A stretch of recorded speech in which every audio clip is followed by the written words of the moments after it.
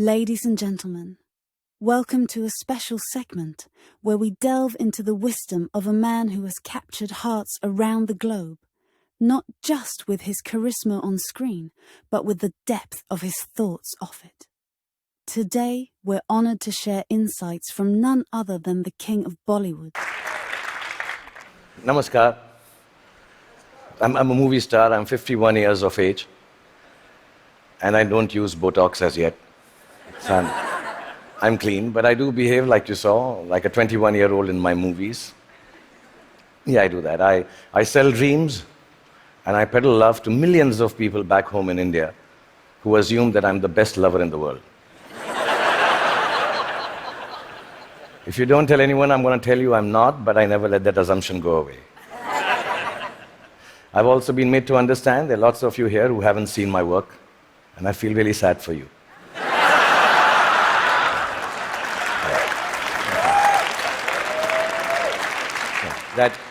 That doesn't take away from the fact that I'm completely self-obsessed, as a movie star should be.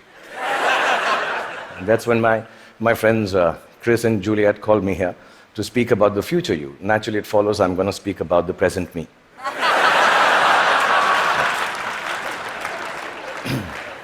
Because I truly believe that humanity is a lot like me. It is. It's an aging movie star, grappling with all the newness around itself, wondering whether it got it right in the first place, and still trying to find a way to keep on shining regardless. I was born in a refugee colony in the capital city of India, New Delhi. And my father was a freedom fighter. My mother was, well, just a fighter like mothers are. And much like the original Homo sapiens, we struggled to survive. When I was in my early 20s, I lost both my parents, which I must admit seems a bit careless of me now.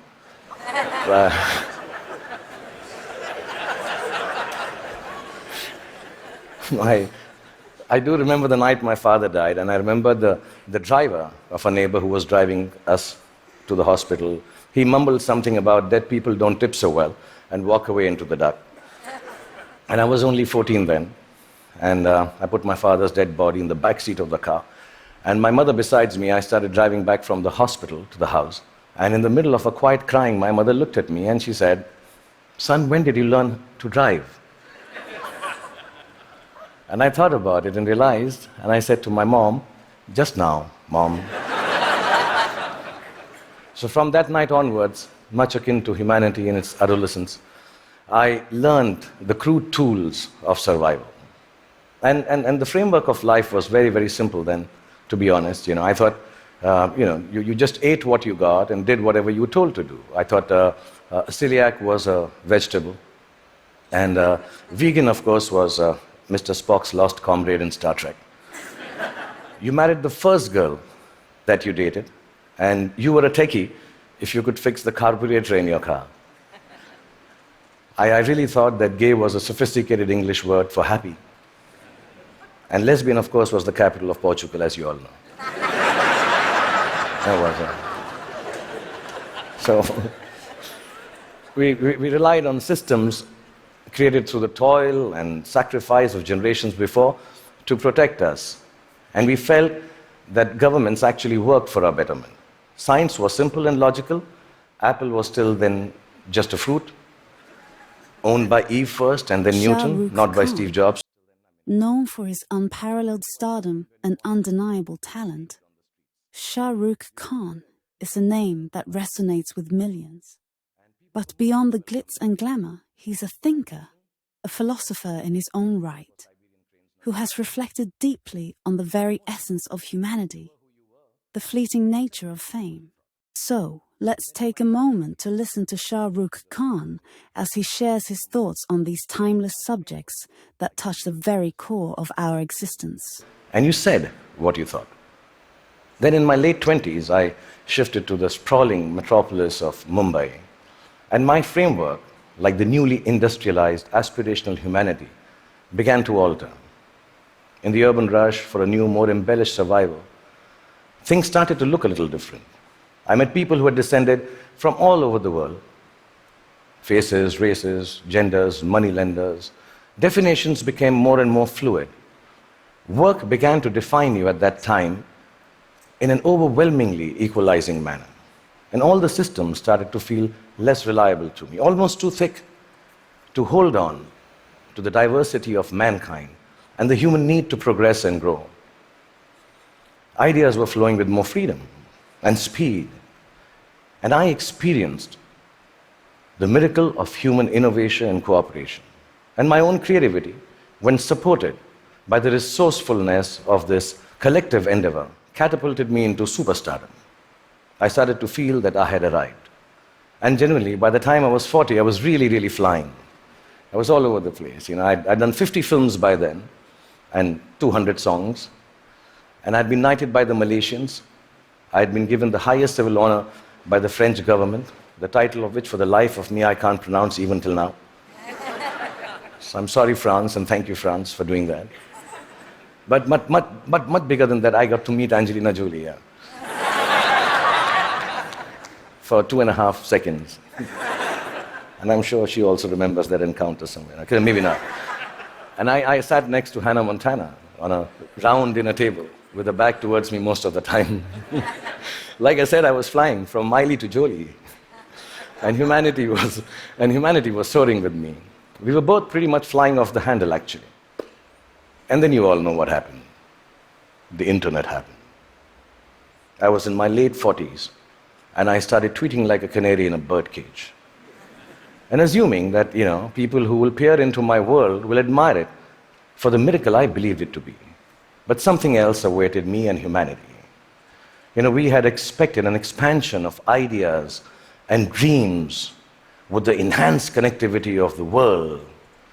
We had not bargained for the village-like enclosure of thought, of judgment, of definition that flowed from the same place that freedom and revolution was taking place in.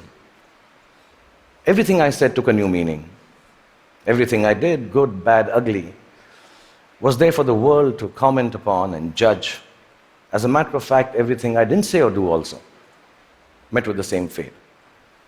4 years ago, my lovely wife, Gauri, and me decided to have a third child. It was claimed on the net that he was the love child of a first child who was 15 years old. Apparently, he had sown his wild oats with a girl while driving her car in Romania. And yeah, there was a fake video to go with it. And we were so disturbed as a family. My son, who's 19 now, even now when you say hello to him, he just turns around and says, "But bro, I didn't even have a European driving license." Yeah, in this new world, slowly reality became virtual and virtual became real. And I started to feel that I could not be who I wanted to be or say what I actually thought. And humanity at this time completely identified with me. I think both of us were going through our midlife crisis. And humanity, like me, was becoming an overexposed prima donna. I started to sell everything from hair oil to diesel generators.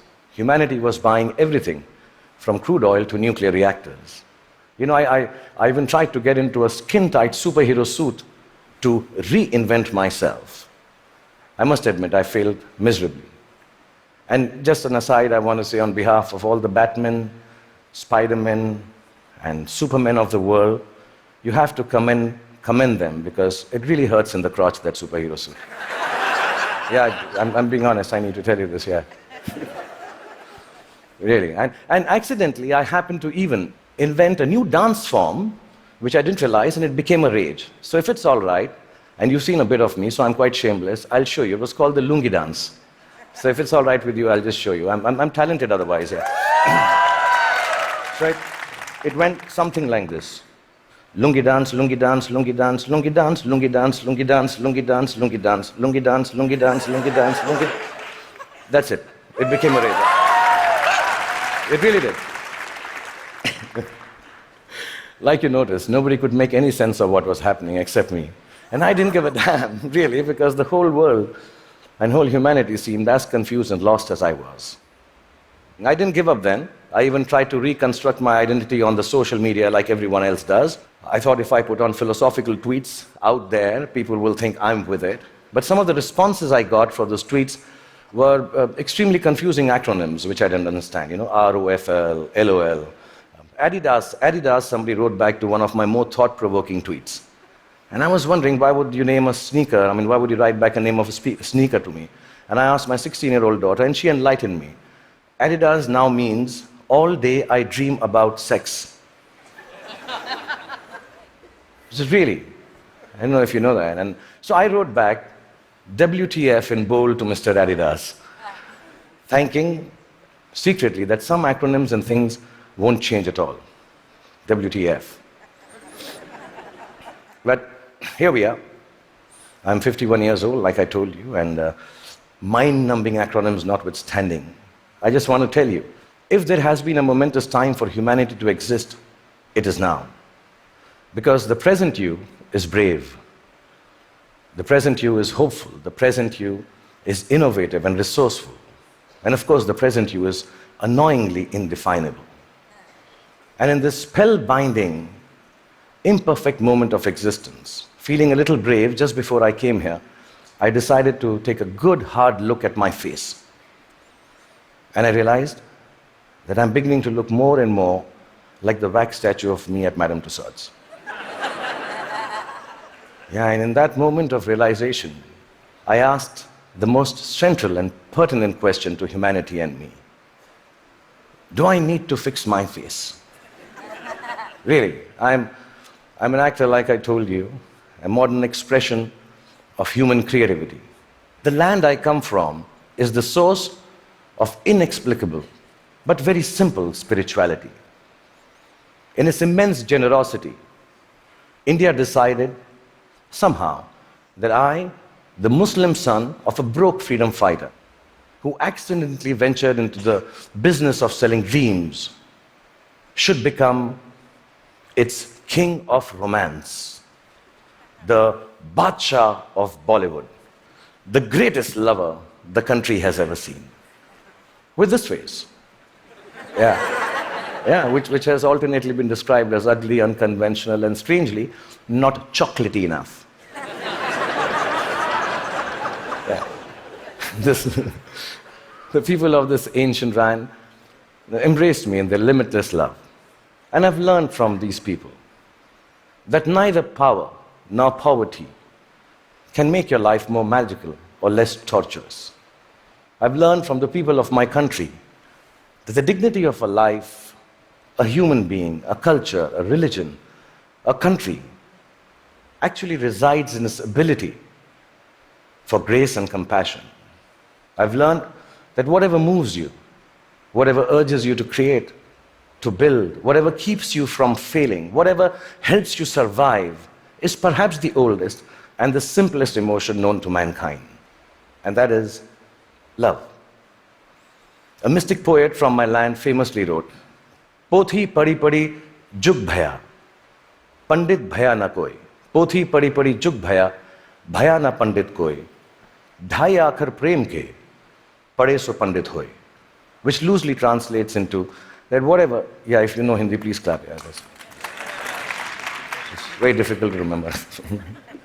Which loosely translates into actually saying that all the books of knowledge that you might read and then go ahead and impart your knowledge through innovation, through creativity, through technology. But mankind will never be the wiser about its future unless it is coupled with a sense of love and compassion for their fellow beings. The 2.5 alphabets which form the word prem, which means love, if you're able to understand that and practice it, that itself is enough to enlighten mankind. So I truly believe the future you has to be a you that loves. Otherwise, it will cease to flourish. It will perish in its own self-absorption. So you may use your power to build walls and keep people outside. Or you may use it to break barriers and welcome them in. You may use your faith to make people afraid and terrify them into submission. Or you can use it to give courage to people so they rise to the greatest heights of enlightenment. You can use your energy to build nuclear bombs and spread the darkness of destruction, or you can use it to spread the joy of light to millions. You may filthy up your oceans callously and cut down all the forests. You can destroy their ecology, or tend to them with love and regenerate life from their waters and trees. You may land on Mars and build armed citadels, or you may look for life forms and species to learn from and respect. And you can use all the monies that we all have earned to wage futile wars and give guns in the hands of little children to kill each other with. Or you can use it to make more food to fill their stomachs with. My country has taught me the capacity for a human being to love is akin to godliness. It shines forth in a world,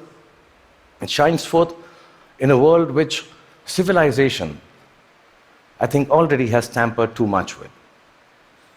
In the last few days, the talks here, the wonderful people coming and showing their talent, talking about individual achievements, the innovation, the technology, the sciences, the knowledge we are gaining by being here in the presence of TED Talks and all of you, are reasons enough for us to celebrate the future us. But within that celebration, the quest to cultivate our capacity for love and compassion has to assert itself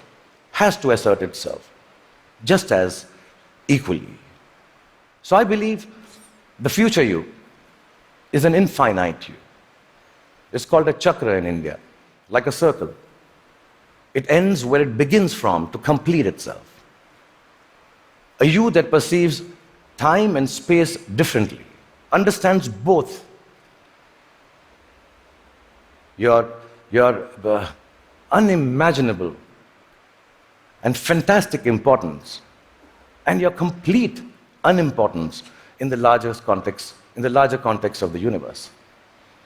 A you that returns back to the original innocence of humanity, which loves from the purity of heart, which sees from the eyes of truth, which dreams with the untampered, which dreams from the clarity of an untampered mind. The future you has to be like an aging movie star who has been made to believe that there is a possibility of a world which is completely, wholly, self-obsessively in love with itself. A world, really, it has to be a you to create a world which is its own best lover. That, I believe, ladies and gentlemen, should be the future you. Thank you very much. Thank you.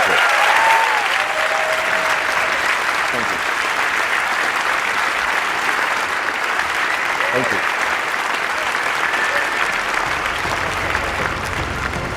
What a profound and heartfelt reflection from Shah Rukh Khan. His words remind us that, at the end of the day, it's not the fame or accolades that define us, but the kindness we show, the love we give, and the humanity we uphold. Thank you, Shah Rukh Khan, for sharing such inspiring thoughts with us.